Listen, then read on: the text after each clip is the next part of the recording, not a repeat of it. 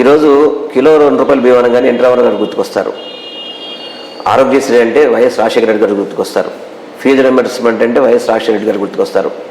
చంద్రబాబు అంటే ఏం గుర్తుకొస్తాయి చెప్పండి ఒకసారి. ఒకటేం చెప్పండి, ఒక పథకం పేరు చెప్పండి, చంద్రబాబు పథకం పేరు. ఈరోజు ముఖ్యమంత్రి గారు అంటే చిన్నపిల్లల అమ్మఒడి దగ్గర నుంచి పెద్దవాళ్ళ పెన్షన్ల వరకు కూడా చేయూత కానివ్వండి, ప్రతి ఒక్కటి ఫీజు రింబర్స్మెంట్ కానివ్వండి, ఆరోగ్యశ్రీలు అన్ని రకాల వైద్యం చేయడం కానివ్వండి, ఇవన్నీ గతంలో చంద్రబాబు నాయుడు ఎందుకు చేయలేపాడు?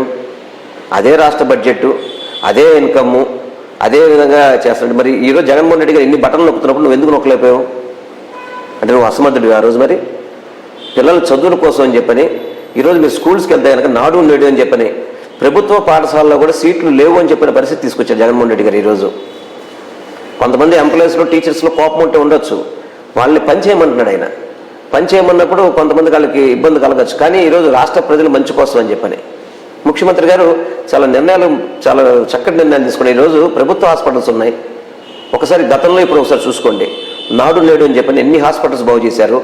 ఈరోజు మా పట్టణంలో కూడా మేము మా పక్కన ఉన్న హెల్త్ సెంటర్కి వెళ్ళి ట్రీట్మెంట్ చేయించుకోగలుగుతున్నాం.